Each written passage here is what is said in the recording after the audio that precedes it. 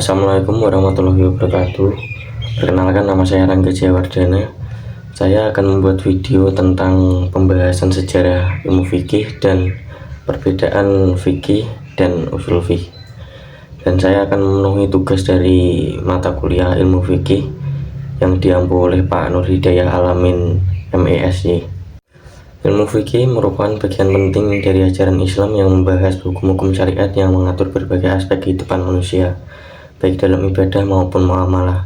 Fikih menjadi pedoman bagi umat Islam dalam menjalankan kewajiban agama, serta dalam berinteraksi dengan sesama manusia berdasarkan prinsip syariat Islam.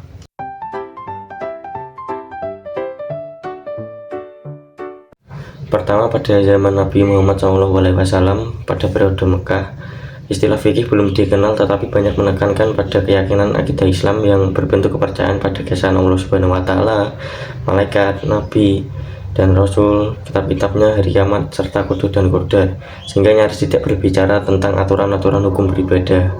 Hal ini dikarenakan pembentukan keimanan merupakan modal yang sangat kuat dan penting dalam upaya penerimaan segala tindak laku ibadah yang akan ditawarkan saat itu untuk periode selanjutnya. Pada masa itu, Nabi Muhammad SAW hanya mengonfirmasikan dirinya sebagai utusan Allah, sedangkan aturan-aturan akhlak belum dikenalkan untuk menjadi peraturan di masa itu. Selanjutnya, pada periode Madinah, periode ini ditandai dengan adanya pengaturan hidup sebagai hamba dan sebagai anggota masyarakat. Hukum yang dipakai berdasarkan wahyu dan ditafsirkan secara ketat oleh Nabi Muhammad SAW dengan bimbingan dan arahan dari Allah Subhanahu wa Ta'ala. Ayat-ayat hanya mengandung dasar hukum baik mengenai ibadat maupun mengenai hidup kebermasyarakatan yang disebut dengan ayat Al-Ahkam. Pada periode Madinah, Nabi Muhammad SAW dengan hadis dan sunnahnya telah menjadikan posisi dirinya sebagai sumber hukum kedua setelah wahyu Al-Quran. Dengan demikian, segala permasalahan agama yang timbul dari kalangan sahabat-sahabatnya cukup dengan jawaban yang dijawab oleh beliau dengan landasan asbab al-nuzul dan asbab al-wurud. Selanjutnya kita akan langsung ke zaman Khulafaur al-Rasyidin. Sepeninggalannya Rasulullah, kaum muslimin dipimpin oleh 4 khalifah secara bertahap, yaitu Abu Bakar As-Siddiq, Umar bin Khattab, Utsman bin Affan, dan Ali bin Abi Thalib. Pada era kepemimpinan mereka disadari banyak persoalan hukum yang muncul tanpa bimbingan Nabi mereka lagi. Mereka harus berusaha mencari jalan keluar dari persoalan yang dibutuhkan oleh masyarakat. Dari kondisi seperti inilah ada yang menyelesaikan hukum secara sendiri dan ada pula yang mereka memusyawarahkannya. Sebagian sahabat yang menerima hadis dari Rasulullah dahulu menjadikan hal itu sebagai istibat hukumnya. Sedangkan sahabat yang tidak menerima hadis dengan sendirinya bertanya kepada sahabat yang lebih mengetahuinya terlebih dahulu. Selanjutnya kita akan lanjut ke era Tabi'in. Ketika pemerintahan dipegang oleh Bani Umayyah, sebagian sahabat pergi meninggalkan kota Madinah menuju kota-kota yang baru dibangun seperti Kufah, Mekah, Basrah, Syam, dan Mesir, dan lain-lain. Di kota-kota ini mereka mengajarkan fikih, mengembangkan agama, dan meriwayatkan hadis-hadis. Umat Islam di daerah-daerah itu pun berdatangan ke kota-kota pusat daerah untuk menerima fikih dan ilmu dari sahabat-sahabat itu. Murid-murid itu digelar sebagai tabi'in.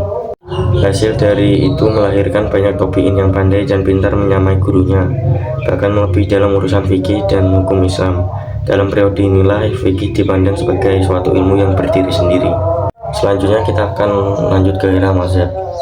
Pada era ini fikih memiliki 4 mazhab besar yang berkembang, yaitu yang pertama mazhab Hanafi yang didirikan oleh Imam Abu Hanifah di Kufah, Irak. Mazhab ini dikenal dengan pendekatan rasional yang kuat yang mengandalkan kias atau analogi dan ihtisan, memilih hukum yang lebih maslahat. Karena berada di wilayah yang jauh dari pusat hadis di Madinah, Imam Abu Hanifah lebih selektif dalam menerima hadis dan banyak menggunakan ijtihad. Mazhab ini menjadi mazhab resmi Kekhalifahan Abbasiyah dan menyebar ke wilayah India, Pakistan, Turki, dan Asia Tengah. Selanjutnya ada mazhab Maliki yang didirikan oleh Imam Malik bin Anas di Madinah. Mazhab ini mengutamakan tradisi penduduk Madinah sebagai sumber hukum karena dianggap mencerminkan praktik Islam yang masih murni dari zaman Nabi. Selain Al-Quran dan hadis, Imam Malik juga menggunakan metode maslahah mursalah atau kemaslahatan umum. Dan salah satu karya terkenalnya adalah kitab Al-Muwatta yang menjadi rujukan utama dalam fikih dan hadis. Mazhab Maliki berkembang di Afrika Utara, Mesir, Sudan, dan Spanyol Islam atau Andalusia. Selanjutnya ada mazhab Syafi'i yang didirikan oleh Imam Muhammad bin Idris Asy-Syafi'i, yang menjadi mazhab paling sistematis dalam menyusun metodologi hukum Islam. Imam Syafi'i merumuskan ilmu usul fiqh dalam kitab Ar-Risalah yang menekankan keseimbangan antara dalil naqli serta ijtihad yang terbatas pada qiyas. Mazhab Syafi'i berkembang luas di Mesir, Yaman, Syam, Persia, serta Asia Tenggara seperti Indonesia dan Malaysia. Terakhir ada mazhab Hambali, didirikan oleh Imam Ahmad bin Hanbal di Baghdad. Mazhab ini dikenal sebagai mazhab yang paling ketat dan berpegang dalam Al-Quran dan Hadis, dengan sedikit ruang bagi ijtihad akal seperti qiyas dan ihtisan. Imam Ahmad bin Hanbal menghadapi tantangan besar dari penguasa Abbasiyah yang mendukung pemikiran Mu'tazilah, tetapi ia tetap teguh pada prinsipnya. Mazhab Hambali kemudian berkembang di wilayah Arab Saudi dan negara-negara Teluk lainnya, serta menjadi dasar pemikiran gerakan Wahabi. Secara keseluruhan, keempat mazhab ini memainkan peran penting dalam perkembangan hukum Islam. Perbedaan pendekatan ini menunjukkan betapa luas dan kaya khasanah fikih Islam yang tetap relevan hingga saat ini.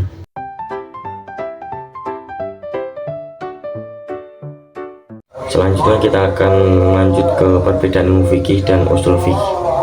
Fikih mengacu pada ilmu yang membahas persoalan-persoalan hukum Islam yang praktis, sedangkan usul fikih mengacu pada ilmu yang membahas kaidah-kaidah mengenai metode dalam menggali hukum dari dalil-dalilnya yang terperinci. Usul fikih merupakan proses istinbat atau menggali hukum dari dalil-dalil, sedangkan fikih merupakan hasil atau produk dari usul fikih yang dituangkan ke dalamnya. Fikih tidak akan pernah ada jika produk usul fikih tidak bekerja. Dengan demikian, fikih sangat bergantung dan berhubungan dengan usul fikih. Sedangkan usul fikih awal proses dan dapat melihat keputusan-keputusan lama yang ada dalam fikih. Mungkin sekian penjelasan tentang sejarah ilmu fikih dan perbedaan fikih dengan usul fikih yang saya berikan. Mohon maaf jika ada kurang atau kesalahan dalam menjelaskan. Saya pun juga manusia yang penuh dengan kesalahan, dan hanya Allah yang sempurna di mata kita. Khairul kalam. Assalamualaikum warahmatullahi wabarakatuh.